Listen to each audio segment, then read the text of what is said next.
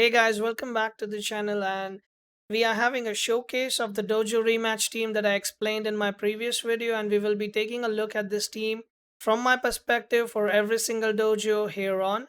So let's get started without wasting any time. We will be doing the Sasaya, which is Cipanku Dojo first, and let us get the team in. So the first thing you see here right now is basically all the terms on the other side. You need to ban the ones that are not weak to either digital attacks or fire attacks. So the only one term that I see that is not weak to fire attack is basically Acronox, and it is neutral to digital attacks. I mean, everything is either neutral or 2x damage. So for now, Acronox is the only one. So we start with Acronox, and then our starter for this will always be a Chromion and a Mehmet. Now again, as I see this opening, Chromion, like Inky is a real threat to Chromion because it has electric attacks till turn 2. On turn 2, we get our fire attacks online, which means Inky is no more a threat after that. So turn 1, we focus the Inky down. Now again, everything else here, literally everything else here dies in one shot to us. But the only threat that we have is basically Golzi because of electric attacks it can do. So let's just ban Golzi out of here. Even you don't ban it, you still win. But regardless, we did that ban because he can do a attack to us. We take digital temps that we can. Walash is always good for Cipanku Dojo as a backup. And let's just take Amphitheater for in case we need him, but most likely we are not even gonna need it.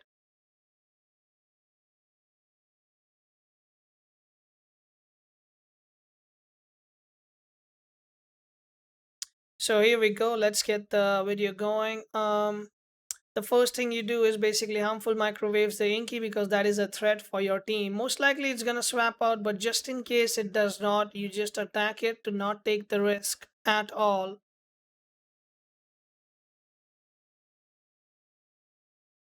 As I said, Inky just go. Inky just went out and Cycrox came in. Cycrox probably dies to the double lane. I don't think it can live the double lane. First attack goes in 66%. Second one will take it down. This is very important you to understand that the swaps can always happen. Now, as you can see for this scenario, I can just Hellfire and it should be a clean sweep for me if I just Hellfire and harmful microwaves.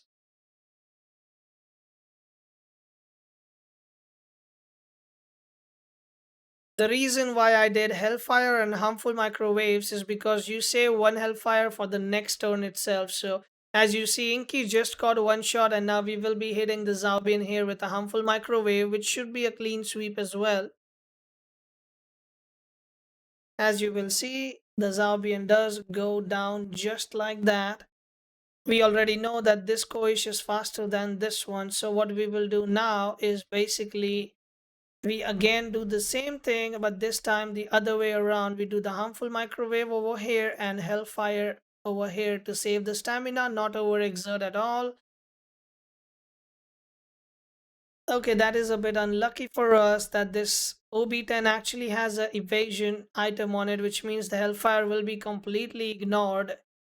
Okay, that is a bit sad for us because I didn't expect that.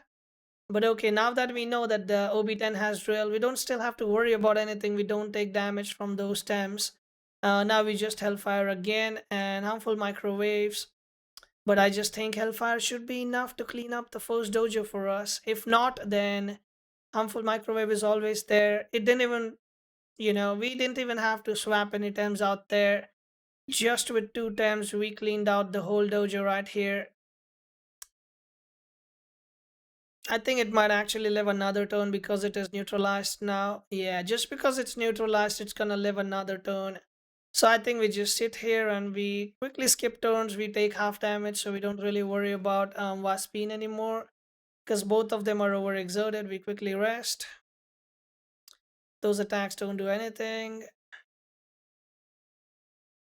And yep, that will be dojo number 1 for us. It will be going straight down. And let's jump into the next dojo.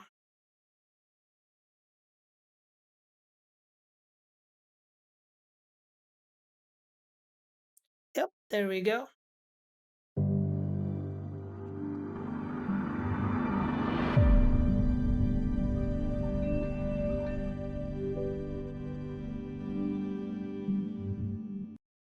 Alright, off we hop into the second dojo, which will be Tihani for us. So let's get into it. Tihani, what do we have in Tihani squad that threatens us the most? I would say Okama probably is the most threatening thing around, I guess. Um, Actually, Okama is not that threatening because Amphitheater can take care of it. So let's just start with Latimer's ban. And the ban was Amphitheater, so we start with Chromion again. This Naga is banned for them. Next up, we need to see what do we ban next, and I believe we go with Baboa because Mashuk can be digitally 2x weakened, so that is fine. We have workaround for that. Wolfie is really important in this because you might need to swap in the Wolfie if required, but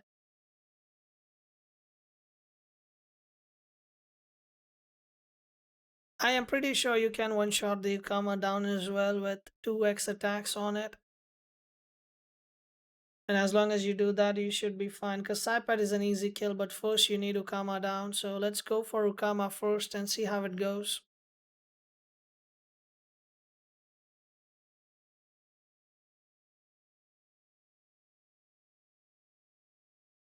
Amphitheater is a high priority target, by the way. You need to make sure you Hellfire the Amphitheater because the Thunderstrike can go first otherwise. So Ukama does go down with the double lane coming in from us. Saipat comes in, again double Hellfire, should be more than enough to take this thing down, but one Hellfire and one harmful microwave to just test the water in here. Let's see. Hellfire goes up, doesn't kill the Amphitheater, should have done a double maybe. That's my bad. Harmful microwaves probably enough to take the quack down, but the Amphitheater is gonna get a kill now. Because I went a bit careless. If I just did double Hellfire, we would not have died, but we still live on 4 HP, so we are pretty fine here looking like no problems on our side. We do harmful microwaves on this side and Hellfire from this side. Again, should be quite decent damage. Should probably just clear off the whole board for us. Let us see. Center Typer coming in, and that will be a clean board sweep for us. Again, we are low HP because I played carelessly. If I played the correct turn on the correct time, we should have been good. But regardless, we are on our first two attempts with our counters on the other side at the start. But still, we will be ending this dojo on turn number 3, or I think turn number 4 as well. And that is another GG's. So let's hop into another one and see what do we have there.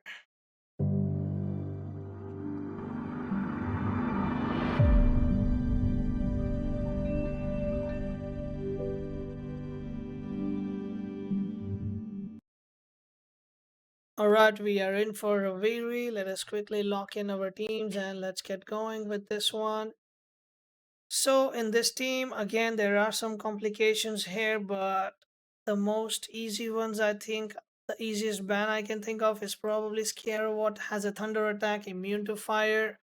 Everyone else can be debatable, so let's start with Chromion and let's get our Mehmet in. Ban the rays. Hedgine again is good. Wallash if you want. I'm fatigued to take care of the wind temps if required, and let's get going into the match. So we already know that Campfire is not gonna take much damage from the fire attacks. And so Valorant would actually die to a double lane right now, but I would rather go and take this Campfire down first so we don't have to worry about him and we can spam our AoE moves after that. So let's see if we can take it down in one shot. Okay, looks like we will not be able to take it out in one shot for sure. It's gonna live that. But next turn we should be able to kill it, and mostly 80% of the times this campfire will always heat up and it will not attack, so you do not need to worry about the heat up. As you saw, Wolverine just got a proc of +1 speed minus special defense, which means the Hellfire is gonna hit like a truck on it, and we do harmful microwaves on the campfire to make sure we finish him off. So Wolverine still tanks it quite a bit nicely just because of having that neutral damage typing. But Kappa will be going down. I think the rest of them are probably gonna drop down pretty quickly. Here comes Hyperkinetic Strike, making it go down another special defense stack. As you will see, special defense goes down again. And this time, I think the second Hellfire is gonna be just enough to get it down out of here. So again, harmful microwave on this slot, Hellfire from this slot. The Valorant just backed out, which means Tartaro is going to be the one that will be on the receiving end of this Hellfire. And it is completely fine because we have an amphitheater in the back just in case we need to go rely on that. And that is just in case. But I just don't think we need to because I think these two might just be able to clean off everything for us. So let's just go ahead and again harmful microwaves this slot. Sorry, Hellfire from this slot and harmful microwaves from here. As you can see, I'm mostly just pressing those two buttons. For PvE, this should be enough. But if you want PvP guide of this same team being played in PvP, then you can come hang out with us on stream. I have a challenge which I'm going from 600 TMR to top 100 just with this team exclusively. So if you want to learn about pick and bans, how to play this team in PvP, it's way different and it has to be maneuvered completely differently. Like in dojos, you can just play brain dead and still get this thing done. I'm just resting now because we overexerted, of course, and now it is completely fine if it dies because we used the most, like, we basically squeezed out every bit of value out of both of those chromions. So we are good if they both die. We still have backup temps who are just gonna help us clean out this dojo.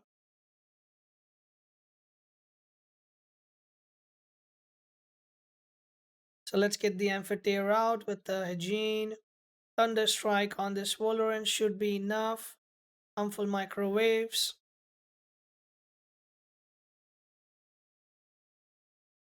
Neutral damage is always good.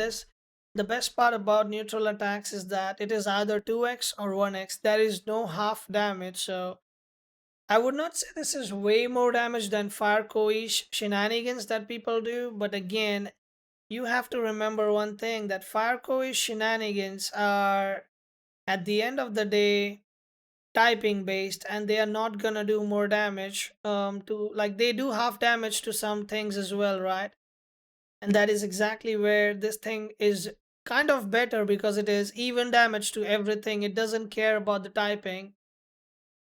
It's still gonna hit hard, or at least hit neutral. So it's hard or neutral, but it's not going to do anything less than that.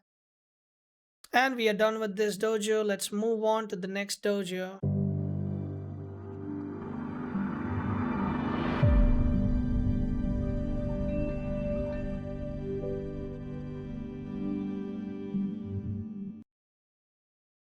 Alright, here we are into Irene, probably the easiest dojo to defeat with this team, but one thing to note is that she will always ban your Chromion.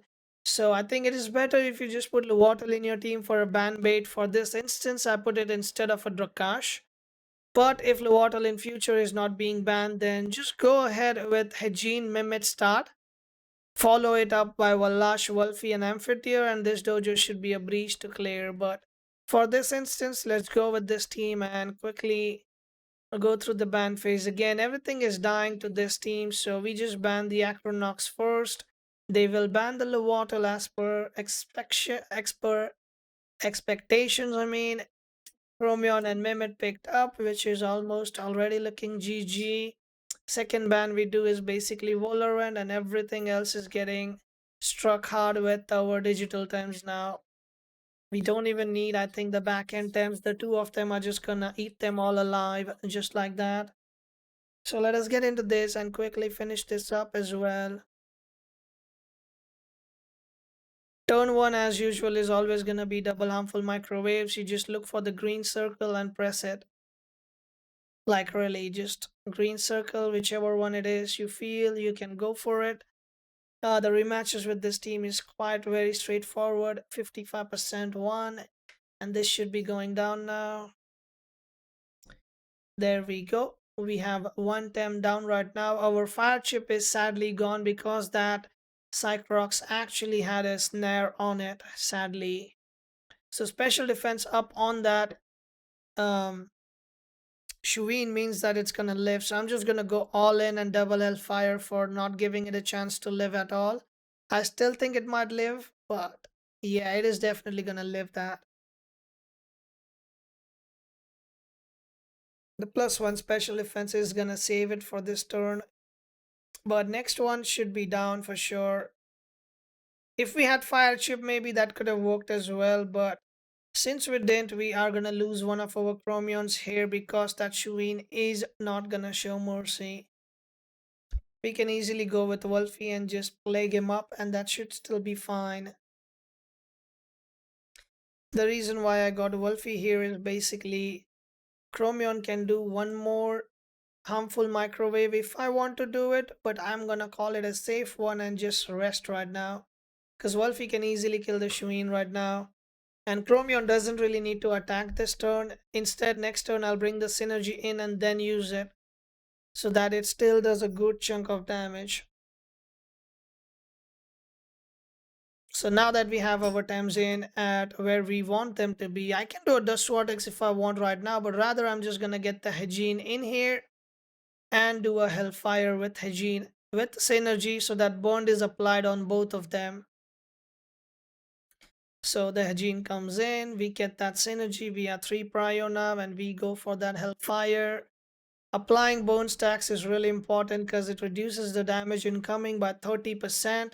Tuine just got one shot because Tuine has really bad special defense. If you did not know that, try your best to use it as much as you can. Harmful microwaves should be enough, if not just double in. And we are done with this dojo as well. Let's move on to the next one.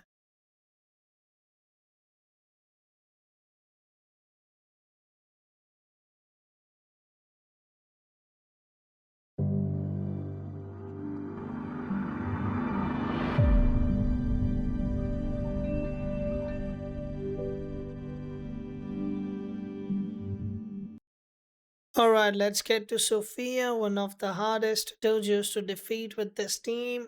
Because she has waters, but Musa I think is one of the most hardest ones. But let's jump into this and see what we can go with. Again, I'm just taking a team in which water is a confirmed ban. It can be a bit rough otherwise, but I still think it is easily manageable as long as you grab either one of Amphitheater or Wolfie. If you get one of them with Mimit in, you're kind of good to go. But for this one, let's take this. We ban.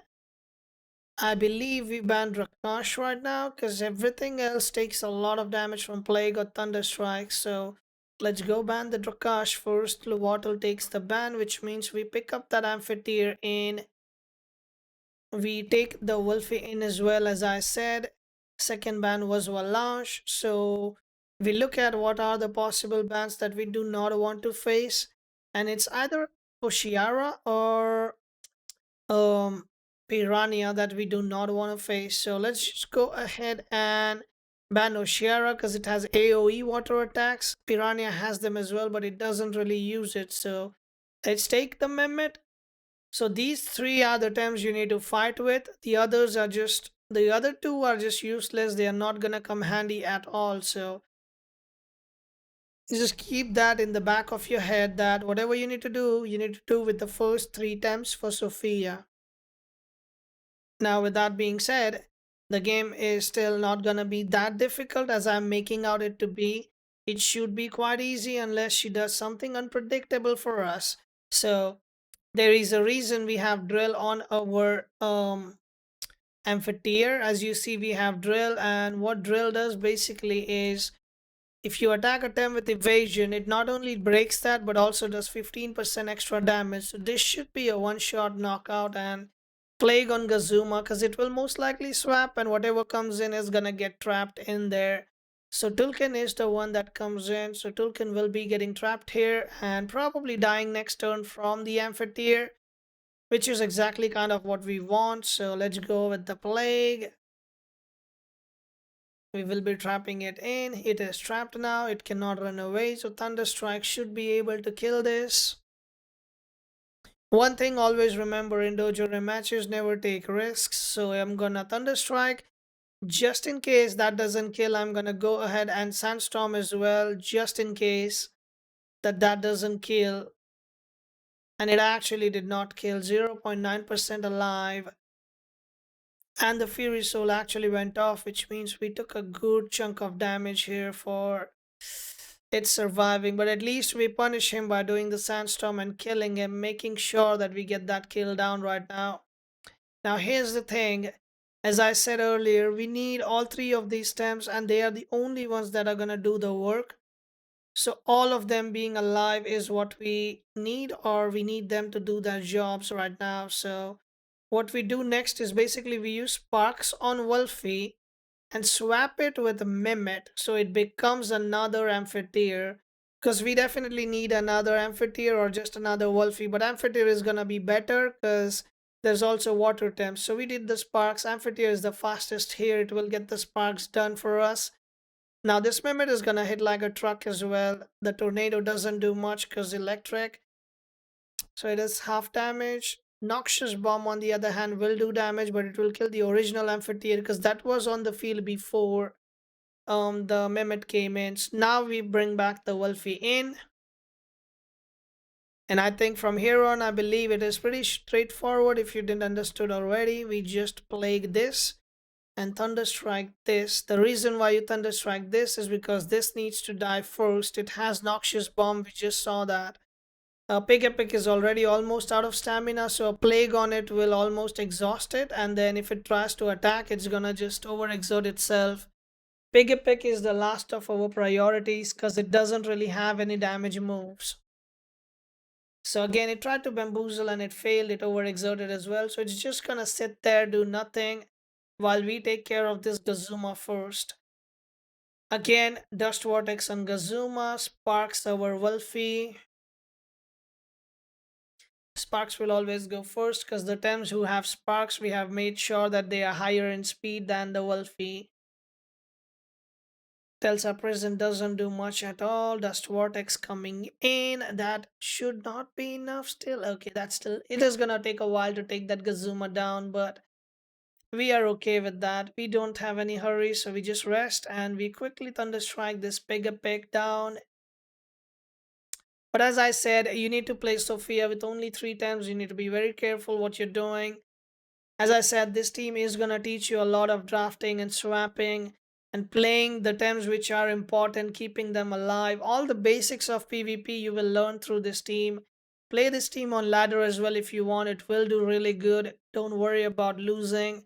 You probably might lose a few games, but once you know the gears of this team, you are gonna climb as well. But that is Sophia, guys. We have cleared Sophia as of right now. And let's go to the last dojo, which will be Musa, the raid boss for this team.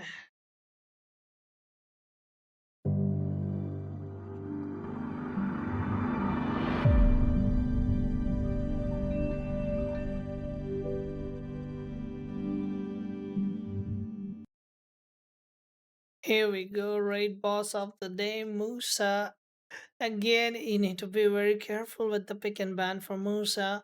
For this testing purposes, I will be taking the team with Lovato in there instead of Drakash.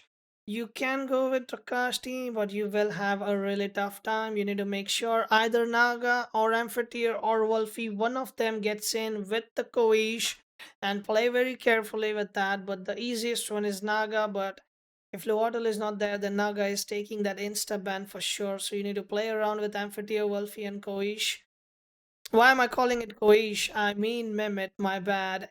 But let's jump into this one with Lovato just to show you guys how easy it can be. Let me go ahead and ban the Grumper. The only thing we fear about, quickly pick up that Naga in with another Mehmet, and I think we are already looking pretty solid. We go ahead and we ban the Volcrane because everything else is weak to the Chromion or digital attacks as we can speak of. So we take those two. We take the Amphitheater just in case we need it. And let's get into Musa right now.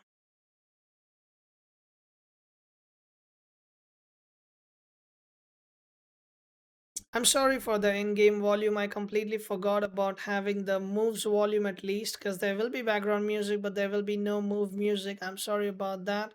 We just double beta burst the Walash here, because as I said earlier, you always focus the one that you want instantly to be dead or that is a threat to you. So for this, at least rematches, you go smart the Walash down first. Walash will always be physical, so it will most likely go for base jump on one of them. So we go with Naga's Fury again and another Fury. Double Fury should always result in a kill for sure. So that one Fury just wraps everything up for us on the field. I maybe should not have clicked on that second Fury. I just wasted a precious turn there. But regardless, we are not completely missing out on stuff. We should still be fine. So let's go ahead with always check your back tams you want to, because you need to know what is weak to what and what do you need for your team. So in this scenario, Roller can smash over two tams right now, and Size Munch needs another turn to smash them. So Roller is our high priority right now. So let's go ahead and beta burst the Roller down. And I think we rest on this Naga because it is still full HP. You don't want to just lose that Naga like that. So we beta burst it. It is down to 51. This doesn't do much to the Naga, half damage. Yovlar with the clinch doesn't do much as well. Should be half damage, I think. Yep. Now here's the thing. You need to decide what are you sacrificing kind of thing. So you basically do a Naga's Fury, but make sure to check the speeds once. This is 183 speed. This is 213 speed. So when you're deciding which one do you want to sacrifice, you will be sacrificing this one because this one goes first, right? So here's what you do basically. You go ahead and Naga's Fury on this to overexert. And you probably go for the beta burst here.